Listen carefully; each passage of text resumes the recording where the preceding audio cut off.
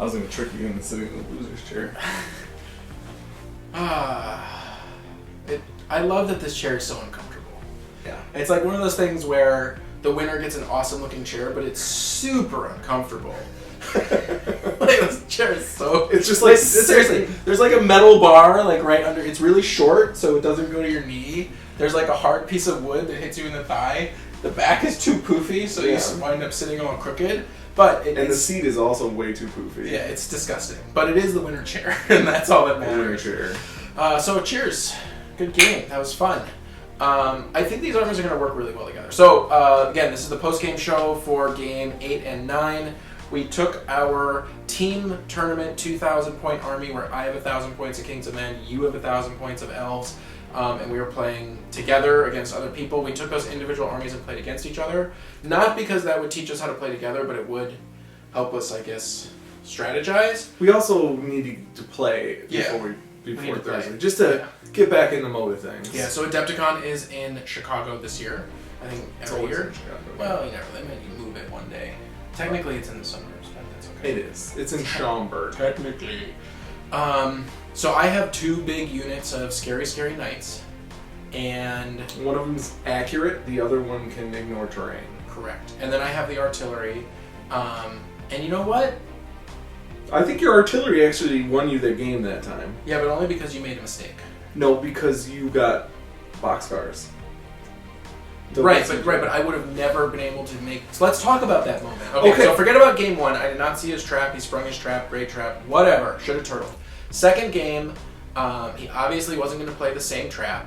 And right before the game, I did some quick math in my head on the table, and I realized that he was going to do the same thing where he's going to sit outside of 16, so technically 17 inches. I'd be able to back up 4, that's 21. He wouldn't be able to charge me, and I would only leave him the artillery pieces or the wizard as a charge option, draw him in closer, and hopefully get some counter charges off and start the game, and that was super good.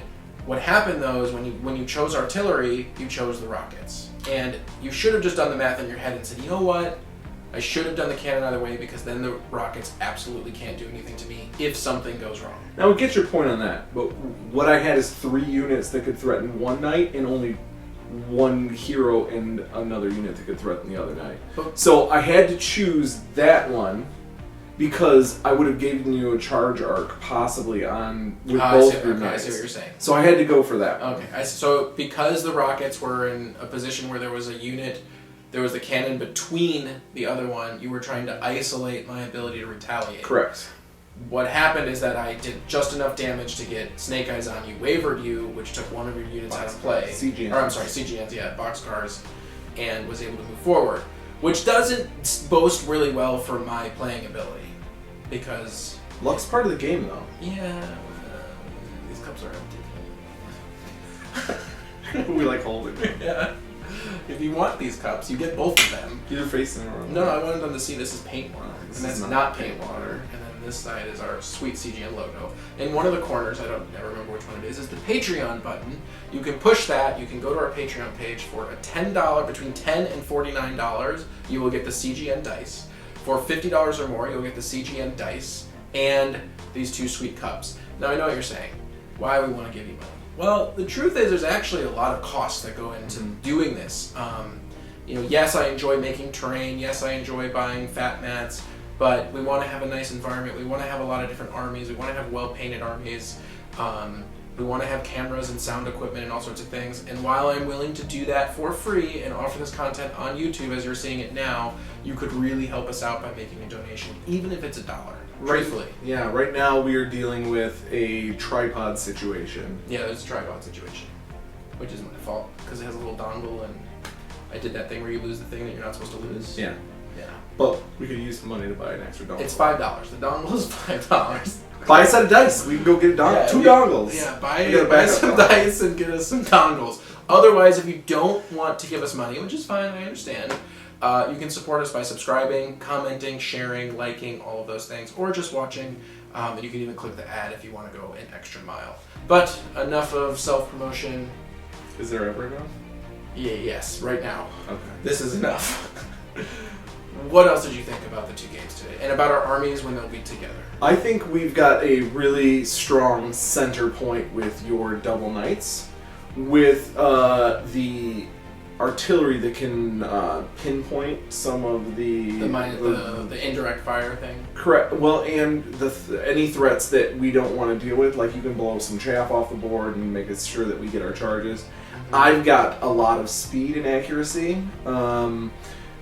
We ignore a lot of the terrain. Yeah. I mean, I don't have Pathfinder, but unless I'm like basically landing in it, I'm going to be okay.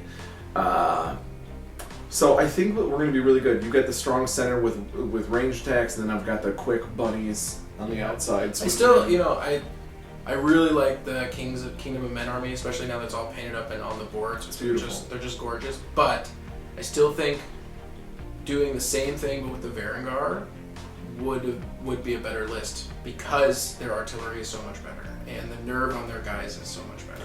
Well, their knights, however, do not have hordes. No, the Bloodsworn. 2 units of Bloodsworn. I think the knights in this case are totally different than that. Because your knights are a really good anvil, and they are a good hammer. Because if you get the charge off, awesome, and you have a huge threat range compared to those Bloodsworn. Bloodsworn's only got 10. I'm going to take his blacksmithing metaphors, and I'm going to take it one nerdy step further. There's such a good hammer and anvil, they might upset the opponent. Now, if you get that joke, you're awesome, and you probably do metalworking.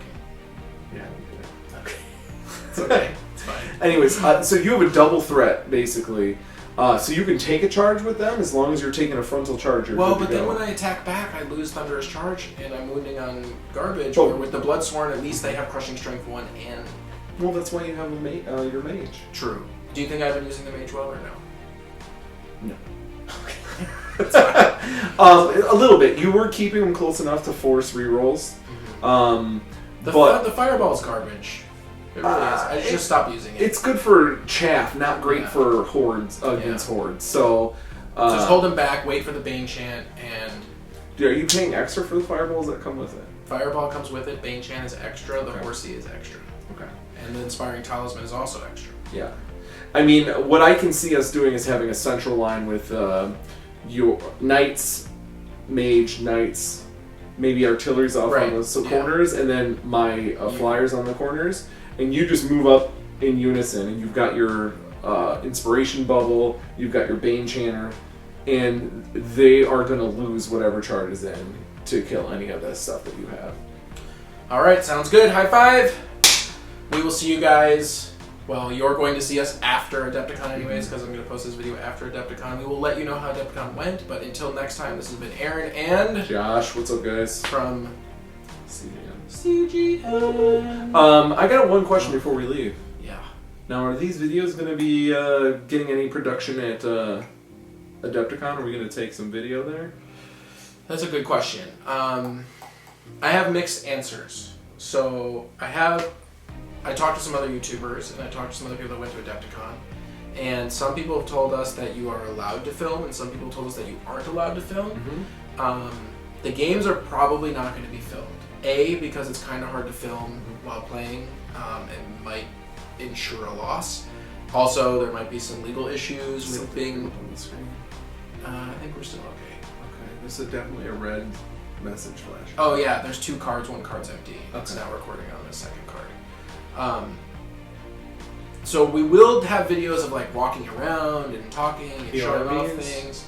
Yeah, there's a bunch of stuff we can film, we just might not be able to film the games unless there's a pickup game we play. Mm-hmm. We could do little mini battle reports actually in between games. Well, maybe. Saturday and Sunday, my tournament is all day. Oh, I'm talking about Thursday. Thursday, our tournament starts at 1-ish. Yeah. But I think the games are only going to be like an hour and a half, and they give like 2-3 hours for the games. Yeah, we can definitely do like vlogs and things like that. Anyways, there'll be something. Also, the mini wargaming stuff is coming up, and a whole bunch of other really fun things. So, subscribe. Don't miss out. Subscribe. All right. Until next time, this has been Aaron and Josh. You don't have any more questions, right? No. I think I can actually close it this time. I think you can. All right. Until next time. Bye. Bye, guys.